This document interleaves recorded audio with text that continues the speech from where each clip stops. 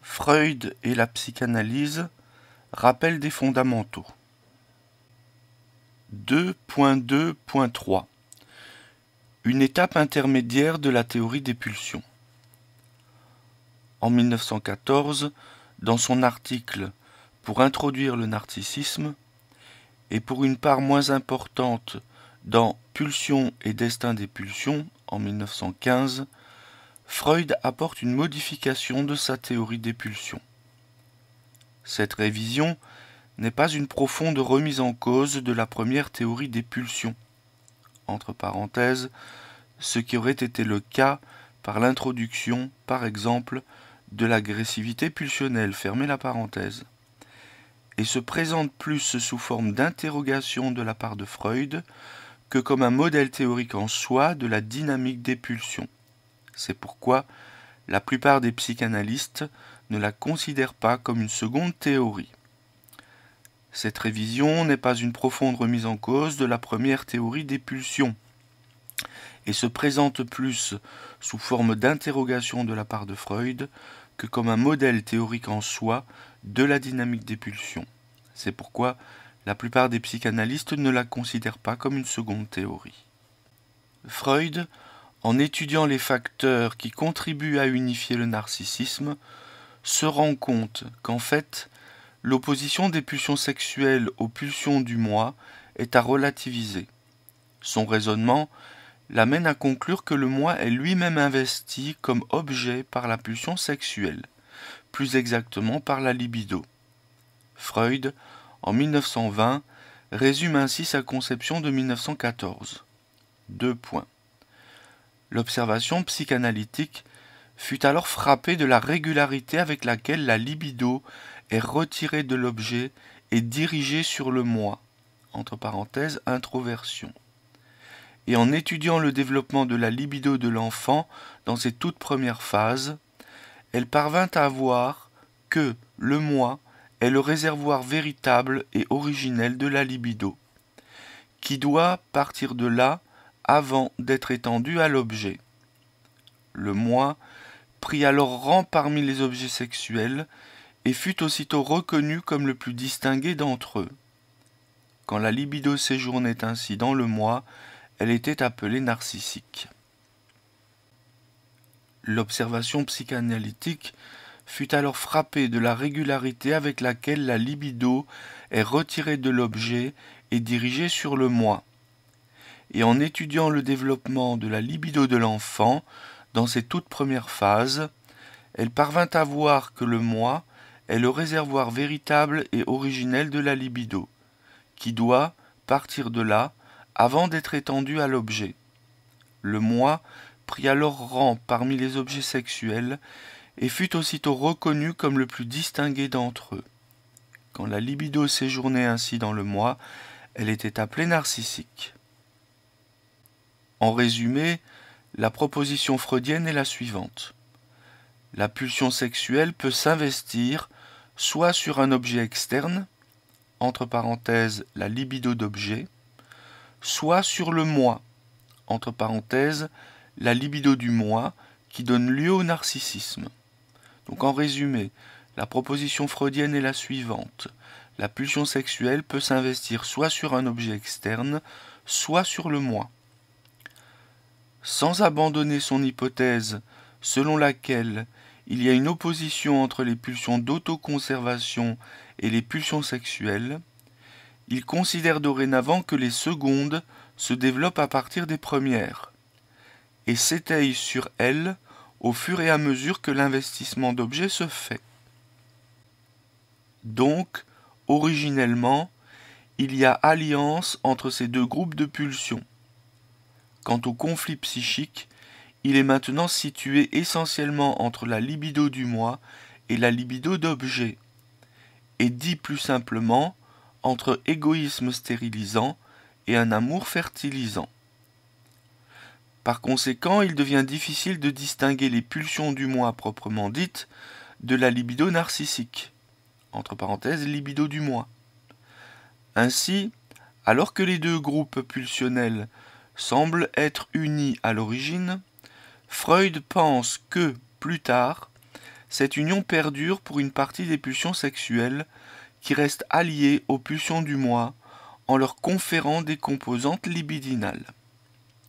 Donc par conséquent, il devient difficile de distinguer les pulsions du moi proprement dites de la libido narcissique. Ainsi, alors que les deux groupes pulsionnels semblent être unis à l'origine, Freud pense que, plus tard, cette union perdure pour une partie des pulsions sexuelles qui restent alliées aux pulsions du moi, en leur conférant des composantes libidinales. À la suite de ces modifications, il est habituel de considérer que, de dualiste, la théorie freudienne s'orientait vers une conception pulsionnelle moniste apparentée à celle de Jung, entre parenthèses, pour qui la libido est la seule et unique énergie psychique, sexuelle ou non. Et Freud se défendit d'avoir été inspiré par son ancien disciple. D'ailleurs, il ne franchit jamais le pas d'une théorie qui aurait supposé une seule et unique pulsion sexuelle fondamentale qui se disséminerait en multiples autres pulsions. Donc, à la suite de ces modifications, il est habituel de considérer que, de dualiste, la théorie freudienne s'orientait vers une conception pulsionnelle moniste apparentée à celle de Jung. Et Freud se défendit d'avoir été inspiré par son ancien disciple. D'ailleurs, il ne franchit jamais le pas d'une théorie qui aurait supposé une seule et unique pulsion sexuelle fondamentale qui se disséminerait en plusieurs autres pulsions. Arrivé à ce stade de ses conceptualisations sur les pulsions, vers les années 1914-1915, Freud savait pertinemment que son modèle était insatisfaisant. Lisons-le à ce sujet. 2 points. Je serai donc assez conséquent aussi pour laisser tomber cette hypothèse, entre parenthèses, celle de la séparation des pulsions sexuelles et des pulsions du moi, fermez la parenthèse. Si, émanant du travail psychanalytique lui-même, une autre présupposition se donnait comme mieux utilisable. Donc je serai donc assez conséquent aussi pour laisser tomber cette hypothèse, si, émanant du travail psychanalytique lui-même, une autre présupposition se donnait comme mieux utilisable. Il dit aussi, elle est une simple construction adjuvante, entre parenthèses, toujours au sujet de la distinction entre pulsion du moi et pulsion sexuelle. Donc, elle est une simple construction adjuvante qui ne sera maintenue qu'aussi longtemps qu'elle s'avérera utile, et dont le remplacement par une autre apportera peu de changements au résultat de notre travail de description et de mise en ordre. 2.2.4 La dernière théorie des pulsions.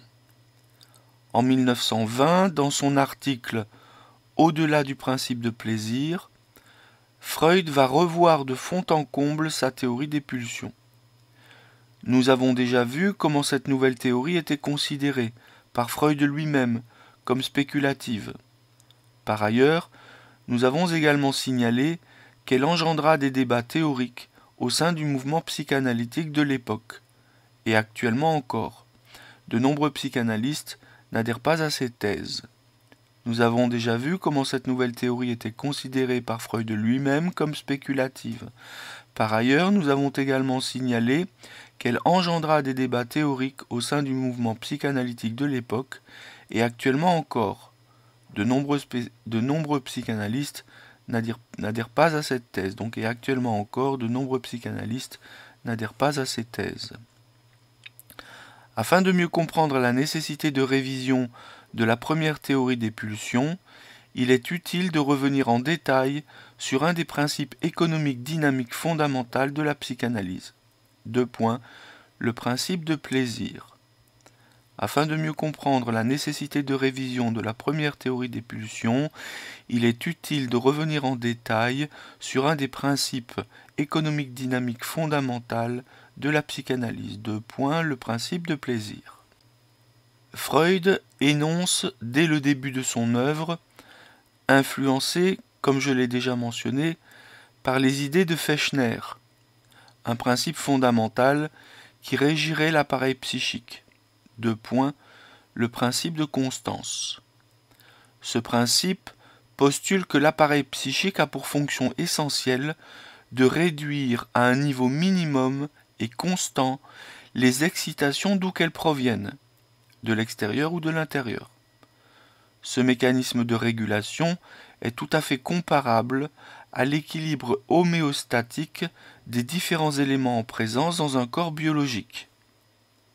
Par exemple, 2 points, la balance des sels, les régulations hormonales, l'équilibre de la glycémie ou encore l'homéothermie. C'est dans la Traumdeutung, l'interprétation des rêves en 1900, donc c'est dans l'interprétation des rêves en 1900, que Freud élabore alors le principe de plaisir qui dérive du principe de constance. Celui-là diffère de celui-ci par sa plus grande spécificité. Dans sa fonction d'une part, petit tiret, il vise à réduire toute augmentation de tension sans but de constance.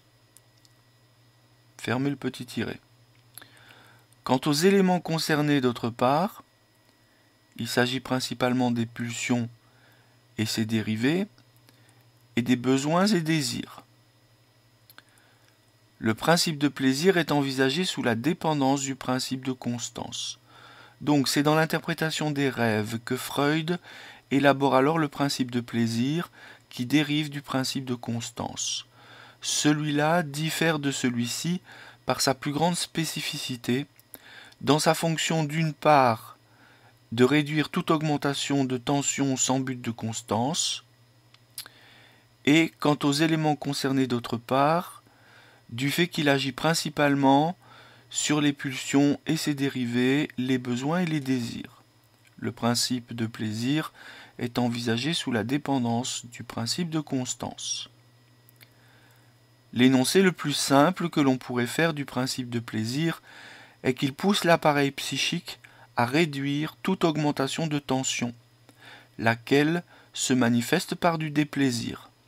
Donc l'énoncé le plus simple que l'on pourrait faire du principe de plaisir est qu'il pousse l'appareil psychique à réduire toute augmentation de tension, laquelle se manifeste par du déplaisir. Donc, en fait, il s'agit plus, tel que Freud l'envisageait au début de son œuvre, d'un principe de déplaisir qui pousse à fuir les sensations désagréables dues à toute augmentation de tension. Freud conservera tout au long de son œuvre cette définition fondamentale, mais il y apportera des nuances en précisant la complexité du problème, car il existe des tensions agréables. Ainsi, il ajoutera une notion de temps. Plus qu'à la valeur absolue de la charge d'énergie, le déplaisir serait plutôt lié à une relation entre la quantité d'excitation et le temps qu'elle met pour atteindre son maximum d'intensité. Il s'agit d'une notion cinétique où la vitesse de l'investissement, la vitesse de la montée d'excitation conditionnerait le déplaisir. A l'inverse, la vitesse de liquidation des excitations conditionnerait le plaisir. Cela nous mènerait trop loin, mais on pourrait développer une notion de fluidité psychique, d'écoulement énergétique, pour rendre compte des variations du principe de plaisir, ou en d'autres termes, des variations des différences d'aptitude individuelles au plaisir. Il est bien évident que ce principe agit de façon extrêmement archaïque, au niveau du ça inconscient, et qu'il ne peut rendre compte que des processus primaires. La notion de plaisir est plus compliquée à saisir lorsque l'appareil psychique est mobilisé dans son ensemble et que le plaisir doit s'accorder avec le principe de réalité pour être vécu de façon harmonieuse. Entre parenthèses, peut-être vaudrait-il mieux parler de joie dans ce cas. Si on faisait l'analogie avec le principe de la combustion d'énergie, on pourrait alors supposer que l'équivalent d'une combustion lente, le principe de réalité, vienne moduler le principe de plaisir, entre parenthèses, en induisant également du plaisir. Dans ce cas, entreraient en jeu, du point de vue psychique, toutes les instances, entre parenthèses, le ça, le moi, le surmoi, fermez la parenthèse, les processus secondaires en plus des processus primaires, le principe de réalité en plus du principe de plaisir. Cette harmonisation dans le but d'un plaisir global, entre parenthèses une joie, point d'interrogation, serait alors le signe d'une sublimation. Le principe de plaisir est évidemment en relation étroite avec la dynamique des pulsions. En effet, une exigence pulsionnelle qui se traduit par une augmentation de tension induit ipso facto un déplaisir qui doit être liquidé sous forme de décharge. Or, le problème de la décharge pulsionnelle recoupe toute la problématique psychique et névrotique, car la pulsion est irréductible. 2 points. Aucun refoulement, aucune défense, aucune déformation ne pourront la supprimer. La pulsion cherche toujours d'elle-même à se décharger en explorant toutes les voies possibles d'expression, entre parenthèses, y compris somatique. Au besoin, elle échappe au contrôle du moi. Cette vision presque mécanique de la dynamique pulsionnelle rend compte d'une tendance générale, la réalité psychique étant plus complexe et nuancée. Cela dit, fondamentalement, cette tendance est bel et bien à l'œuvre. Revenons à la théorie des pulsions. Freud, dans Au-delà du principe de plaisir, 1920, relève qu'un certain nombre de faits vient contredire le principe de plaisir. Les observations qui le conduisent à la révision de la théorie des pulsions résultent de son expérience psychanalytique. Qu'observe-t-il ? Petit 1. Il remarque que certains analysants, au moment où tout laisse à croire que leur souffrance névrotique se résout, ont des bouffées symptomatiques qui s'expriment par une aggravation de leur état. Il en conclut que les résistances qui empêchent le refoulé d'affleurer en surface échappent au contrôle de l'analysant, et qu'elles sont donc inconscientes. De plus, il pense que le motif essentiel des résistances, dans ces cas précis, est un besoin de punition. Le principe de plaisir semble ainsi être mis en défaut. Cependant, cette explication ne satisfait pas Freud, car souvent l'analyse des conflits inconscients ne suffit pas à empêcher la répétition de cette autopunition, même lorsque l'analysant a pris conscience de sa compulsion répétitive. Cette étrangeté fait supposer à Freud l'existence d'une force primaire d'autodestruction. Alors, deuxième observation de Freud. Freud observe un mécanisme répétitif similaire en apparente contradiction avec le principe de plaisir, dans la névrose traumatique. 2 points. Le sujet rêve indéfiniment des circonstances qui ont déclenché sa détresse névrotique et se réveille invariablement avec le même effroi, ce qui, manifestement, contredit la théorie du rêve pour laquelle toute production onirique est une réalisation de désir inconscient, puisque toute réalisation de désir sous-tend un plaisir. Il y a là contradiction avec le principe de plaisir. Troisièmement, Freud observe également que l'on retrouve ces mécanismes de répétition, entre guillemets démoniaques, chez certains individus au destin tragique. Entre parenthèses, il ne les considère pas comme des névrosés, en quoi il se trompe probablement, car sa description correspond typiquement à la névrose de destinée. Fermez la parenthèse.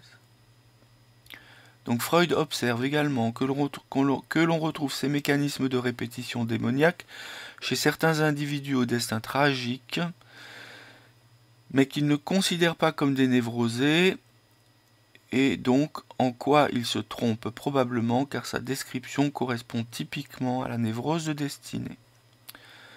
Et enfin, quatrième observation de Freud, dans une moindre mesure, Freud considère que ce mécanisme se retrouve dans le jeu chez les enfants, qui répètent des situations qui furent traumatisantes pour eux. Cela dit, dans le cas présent, la répétition démoniaque, comme besoin de punition, est moins flagrante, car les jeux d'enfants sont simultanément source de plaisir et d'angoisse. Freud essaiera de comprendre ces compulsions de répétition particulièrement douloureuses qui se retrouvent chez les analysants, les traumatisés, et ceux qui répètent inexorablement des situations tragiques. Il écrit alors, 2 points. Au vu de telles observations, tirées du comportement dans le transfert et du destin des hommes, nous trouverons le courage d'admettre qu'il y a effectivement dans la vie d'âme une contrainte de répétition qui passe outre au principe de plaisir.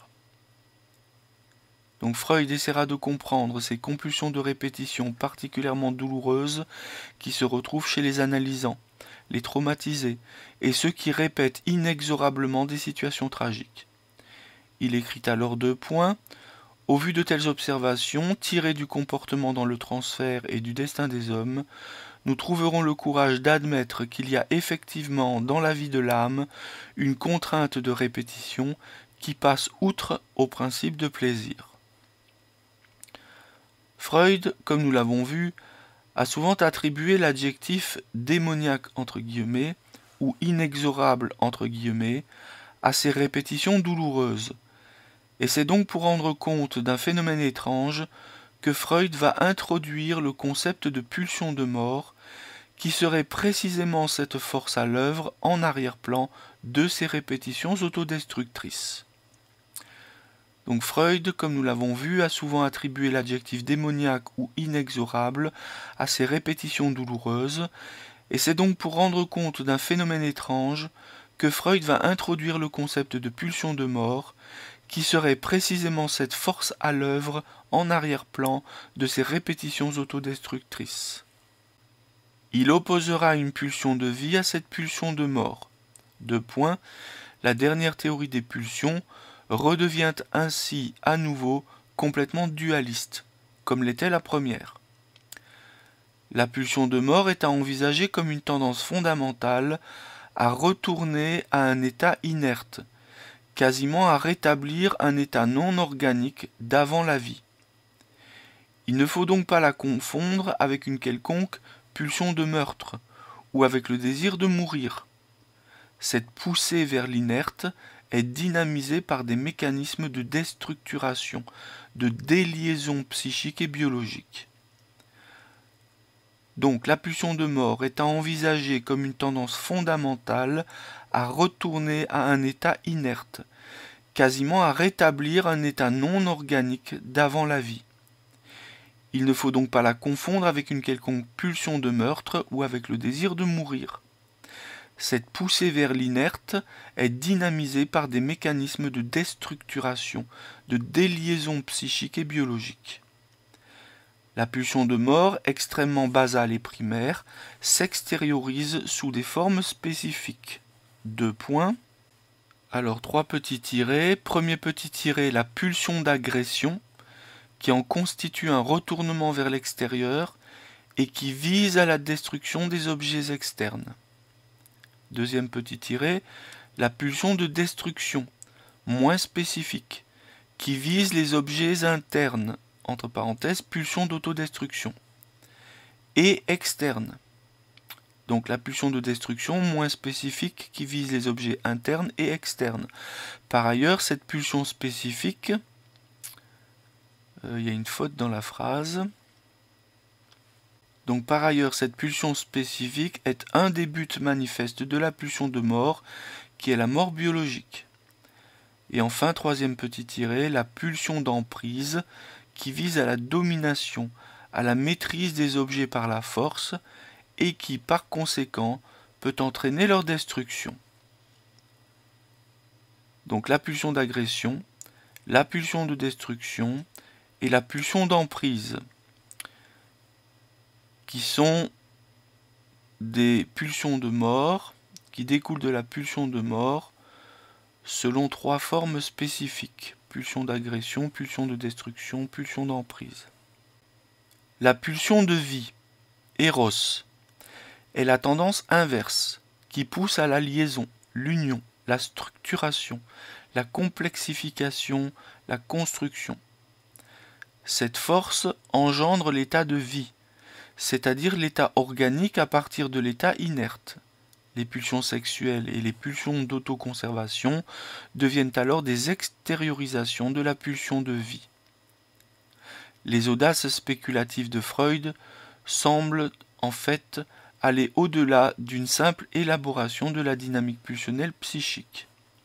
Les audaces spéculatives de Freud semblent en fait aller au-delà d'une simple élaboration de la dynamique pulsionnelle psychique. En effet, lorsqu'il étaye ses arguments afin d'introduire la pulsion de mort, il en vient quasiment à tenter de dégager une logique du vivant, dont la pulsion en serait l'expression visible. Il insiste avec force sur le fait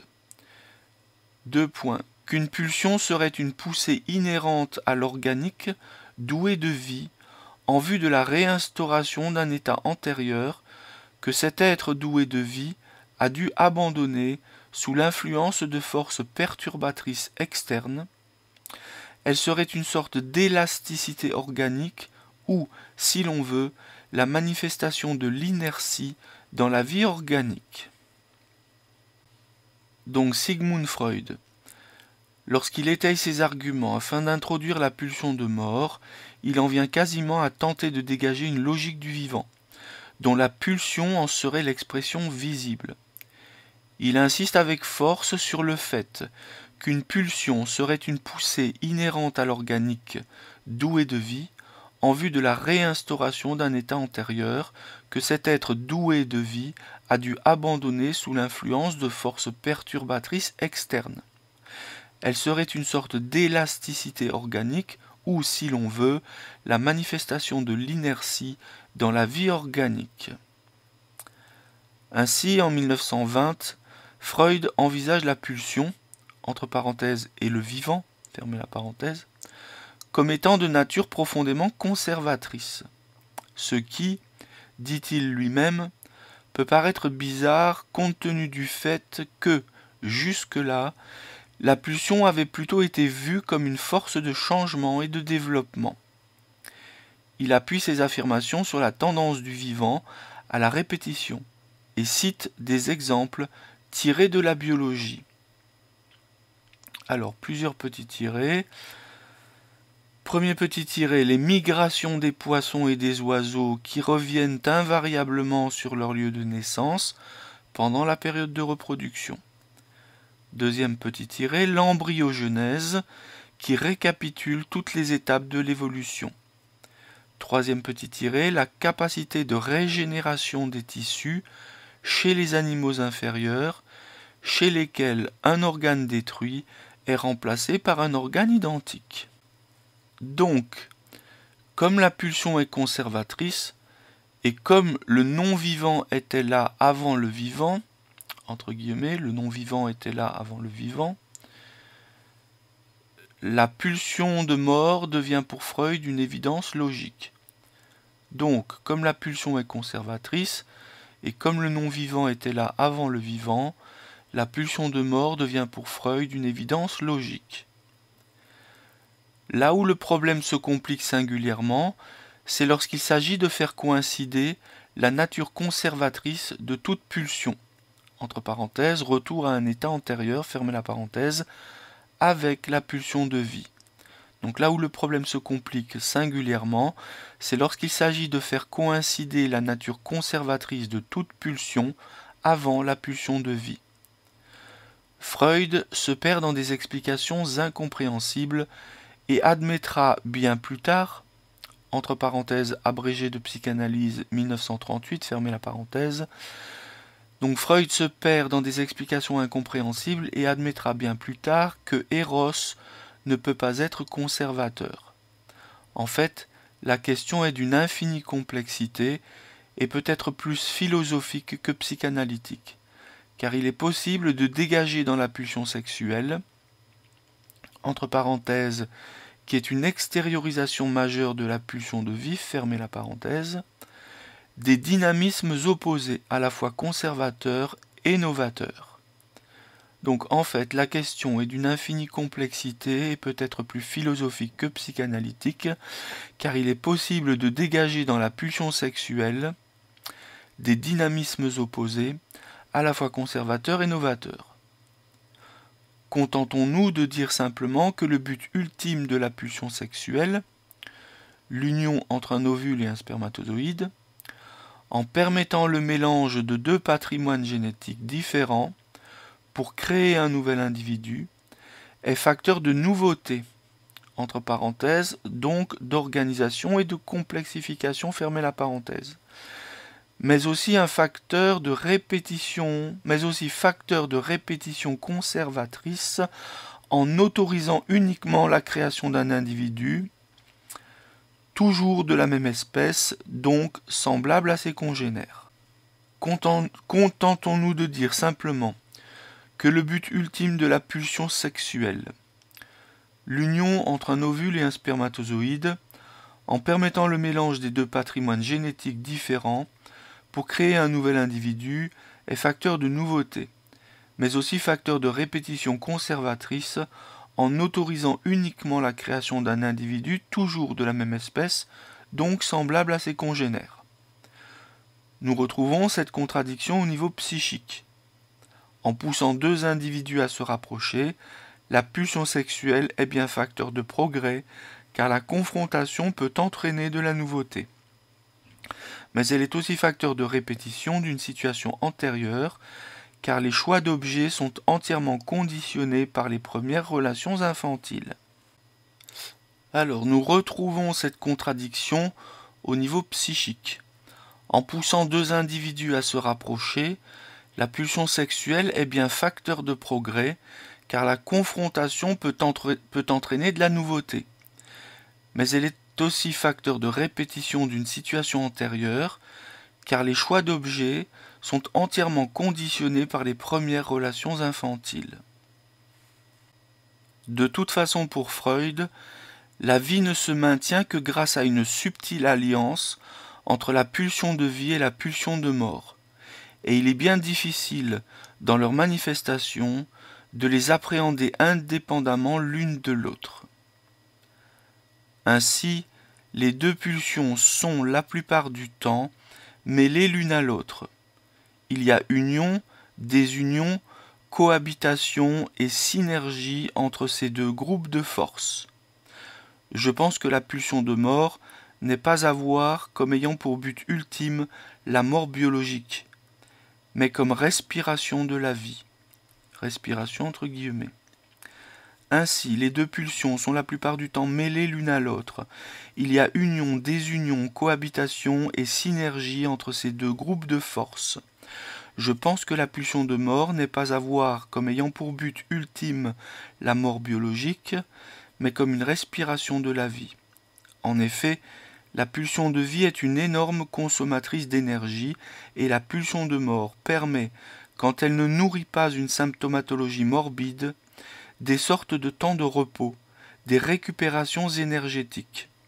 Entre parenthèses, à l'œuvre par exemple dans les habitudes quotidiennes, dans les activités répétitives en général, que l'on qualifie d'ailleurs parfois de mortelles entre guillemets.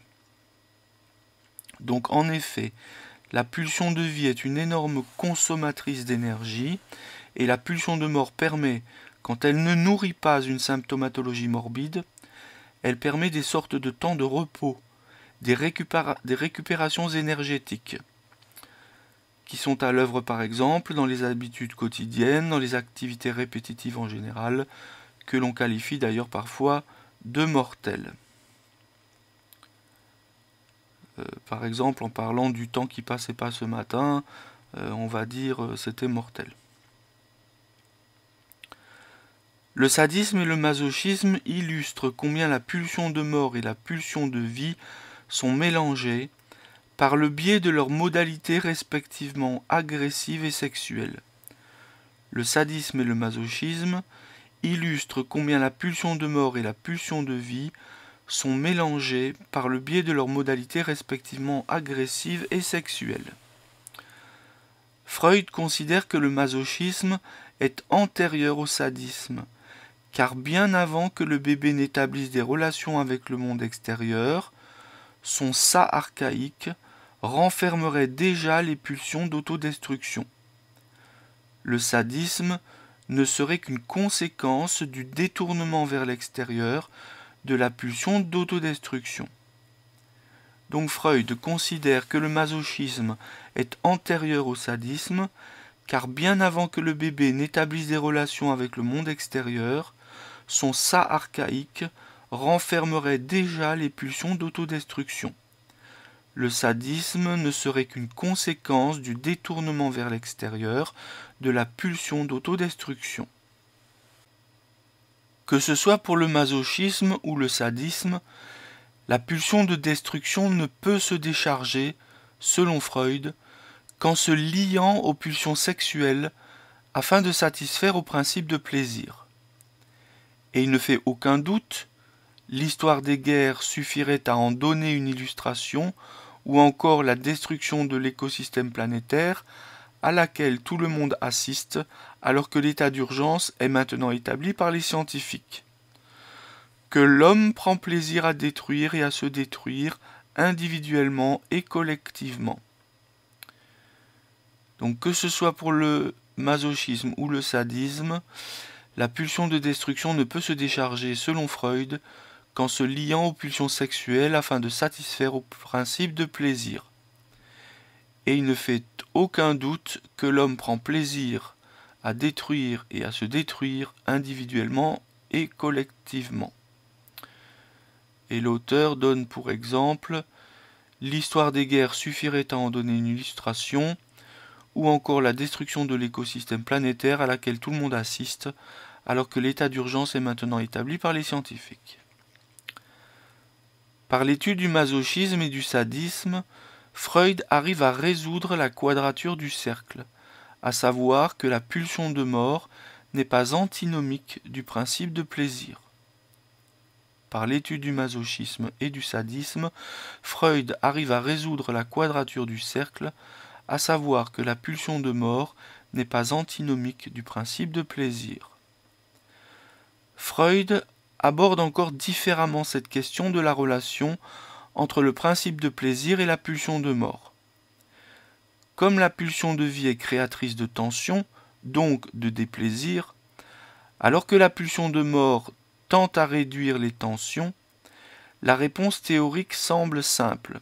Freud écrit « Le principe de plaisir semble être tout simplement au service des pulsions de mort. » Donc Freud aborde encore différemment cette question de la relation entre le principe de plaisir et la pulsion de mort.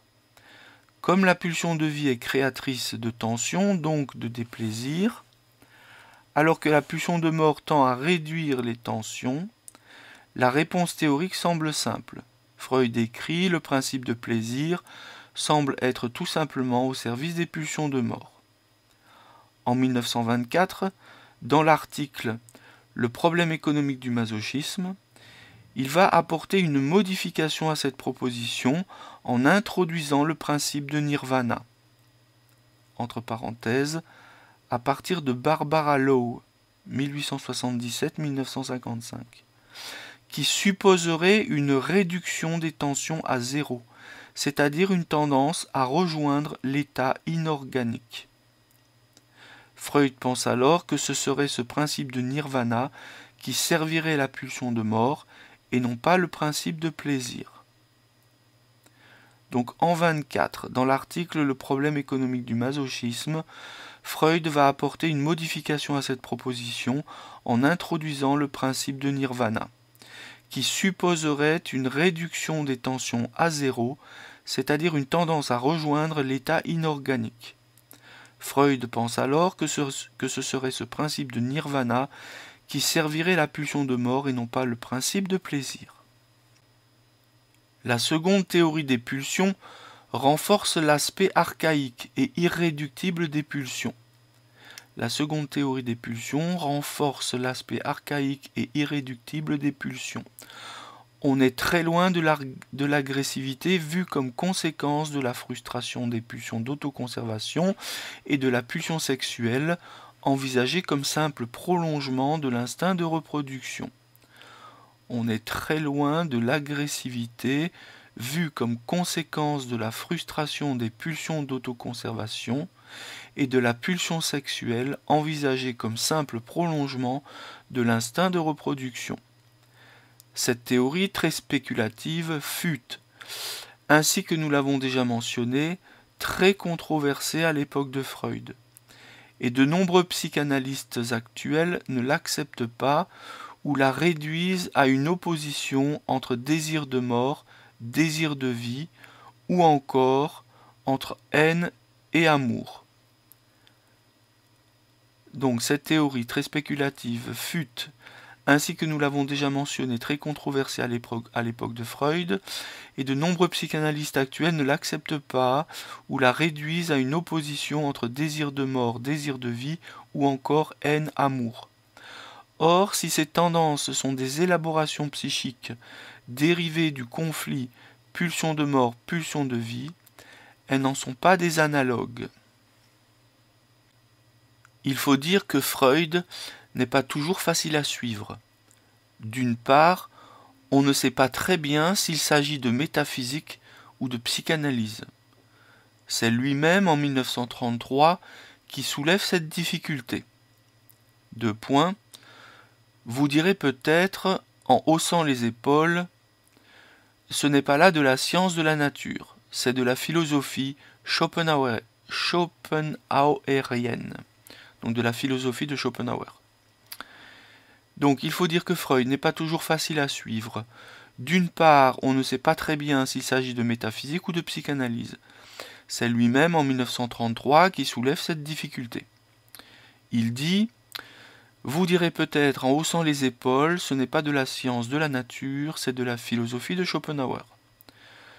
D'autre part, probablement dû à l'ambition démesurée de son projet, entre parenthèses, nous avons vu que Freud donne l'impression de vouloir expliquer une logique du vivant, fermez la parenthèse, ces raisonnements sont souvent contradictoires.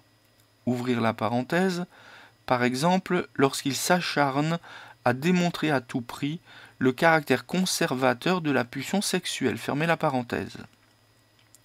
Ces affirmations et ces hypothèses sont parfois discutables. Ouvrir la parenthèse quand, par exemple, il affirme que le but de toute vie est la mort, alors que, en 1933, il dira « Nous n'affirmons pas que la mort est l'unique but de la vie. » Fermez la parenthèse. De plus, ces arguments, pris dans des domaines étrangers à la psychanalyse, sont parfois interprétés dans le sens qu'il arrange. Entre parenthèses, quand les preuves biologiques lui semblent insuffisantes, il n'hésite pas à recourir à Platon pour étayer ses thèses. Deux points. Le saut qualitatif dans son argumentation est étonnant. Point d'exclamation. Alors sans les parenthèses, ça donne. D'autre part, probablement dû à l'ambition démesurée de son projet, ces raisonnements, donc ceux de Freud, ces raisonnements sont souvent contradictoires, ces affirmations et ces hypothèses sont parfois discutables. De plus, ces arguments pris dans des domaines étrangers à la psychanalyse sont parfois interprétés dans le sens qu'il arrange. Bref, dans Au-delà du principe de plaisir, Freud fait souvent plutôt penser à un brillant rhétoricien qu'à un scientifique. Enfin, nous retrouvons un travers typiquement freudien, deux points, celui de l'imprécision terminologique. Ainsi, si on lit différents textes parlant de sa dernière théorie des pulsions, Freud parle indifféremment, pour la pulsion de mort, de destruction, de pulsion de destruction, de pulsion d'agression, ainsi que d'agressivité. Ouvrir la parenthèse, mais contrairement à ce qu'on croit souvent, il n'a jamais usité du terme de thanatos dans ses écrits. Quant à la pulsion de vie, nous la retrouvons sous les termes d'éros, de pulsion sexuelle, de pulsion d'amour et de pulsion de vie érotique. Ainsi, si on lit différents textes parlant de sa dernière théorie des pulsions, Freud parle indifféremment pour la pulsion de mort, de destruction, de pulsion de destruction, de pulsion d'agression, ainsi que d'agressivité. Mais contrairement à ce que l'on croit souvent, il n'a jamais usité du terme de thanatos dans ses écrits.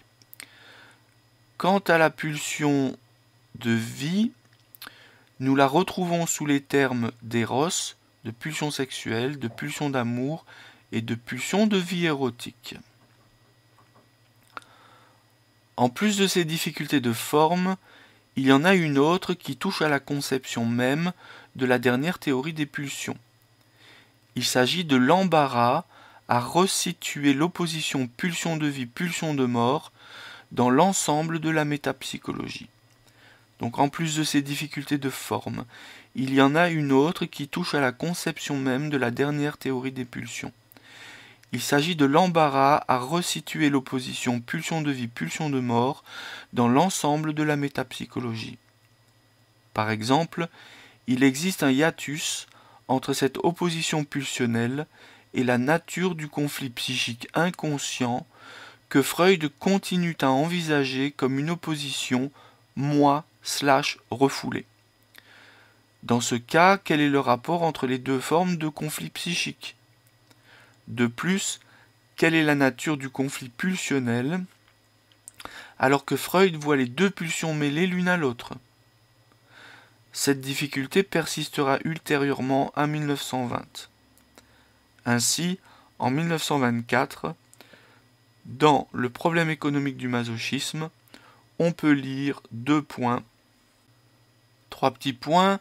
Si bien que nous ne devrions nullement compter avec des pulsions de mort et de vie pure, mais seulement avec des mélanges de celles-ci, comportant des valeurs diverses. En 1938, dans l'abrégé de psychanalyse, Freud considère encore moins que le dualisme pulsionnel. Alors en 1938, dans l'abrégé de psychanalyse, Freud considère encore moins que le dualisme pulsionnel doive se superposer à une opposition pulsionnelle. Et quand il situe des oppositions pulsionnelles, entre parenthèses, en reprenant ses conceptions antérieures de la première théorie et de la théorie intermédiaire, fermez la parenthèse, il les envisage au sein même de la pulsion sexuelle. Il écrit « Après de longues hésitations, de longues tergiversations, nous avons résolu de n'admettre l'existence que de 2 pulsions fondamentales, l'éros et la pulsion de destruction. » Entre parenthèses, les pulsions, opposées l'une à l'autre, de conservation de soi et de conservation de l'espèce, ainsi que l'autre opposition entre amour du moi et amour de l'objet, entrent encore dans le cadre de l'éros.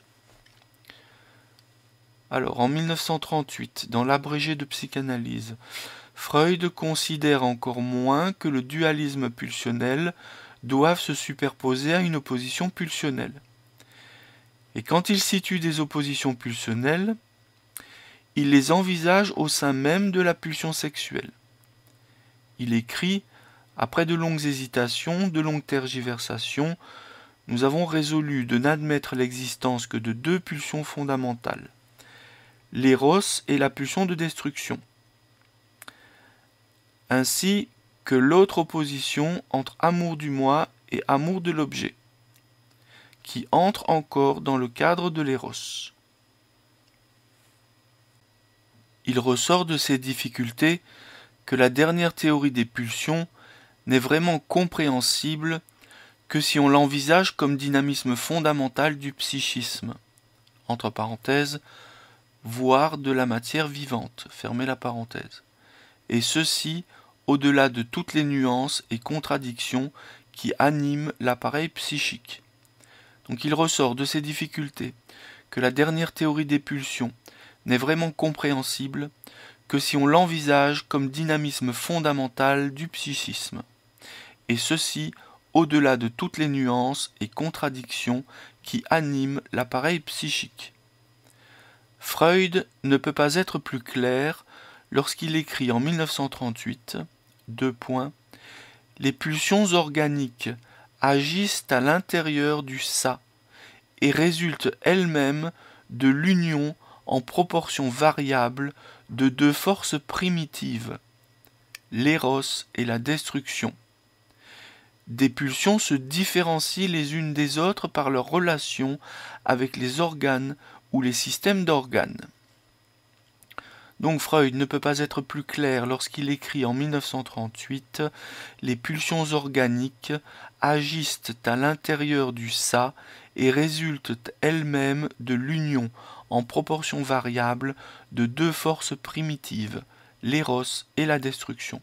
Des pulsions se différencient les unes des autres par leur relation avec les organes ou les systèmes d'organes. » Finalement, la dernière théorie des pulsions, de par son caractère très spéculatif, est une des conceptualisations de Freud où il poussa le plus loin la métaphore dynamique énergétique, entre parenthèses, notion d'énergie qui se déplace soit dans la pulsion sexuelle ou la pulsion agressive, notion d'alliance pulsionnelle, neutralisation de la pulsion de mort par la libido, détournement vers l'extérieur de la pulsion d'autodestruction pour expliquer le sadisme, etc. Finalement, la dernière théorie des pulsions, de par son caractère très spéculatif, est une des conceptualisations de Freud où il poussa le plus loin la métaphore dynamique énergétique.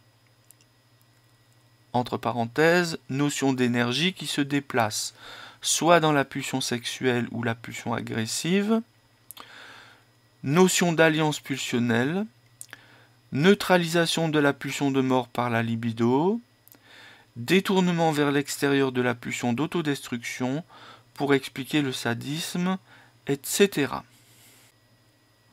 Faute de mieux, Freud le premier, puis les psychanalystes qui lui ont succédé, ont dû s'accommoder de cette théorie pour tenter de comprendre certaines données cliniques. Et c'est là un des mérites de la spéculation freudienne. 2 points.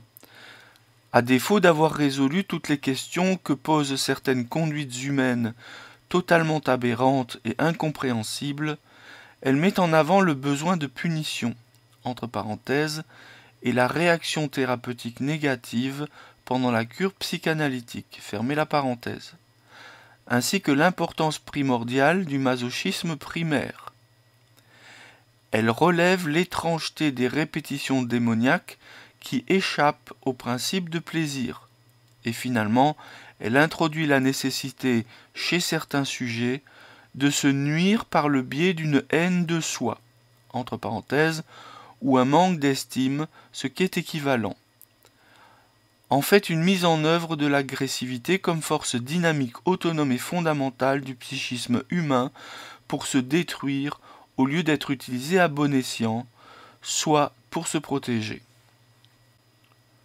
En résumé, si on devait tenter de condenser en quelques mots clés ce qu'est une pulsion, il faudrait retenir qu'elle est toujours une poussée d'origine interne, qu'elle est irréductible et irrépressible, qu'elle cherche toujours, à n'importe quel prix pourrait-on dire, une voie de décharge, qu'elle se situe en termes d'élaboration psychique entre l'instinct qui est son socle et le désir qui est son dérivé, qu'elle est une force dépendante des traces mnésiques que le vécu infantile a laissées dans l'inconscient, entre parenthèses, actualisées sous forme de représentation et d'affect, donc de fantasmes.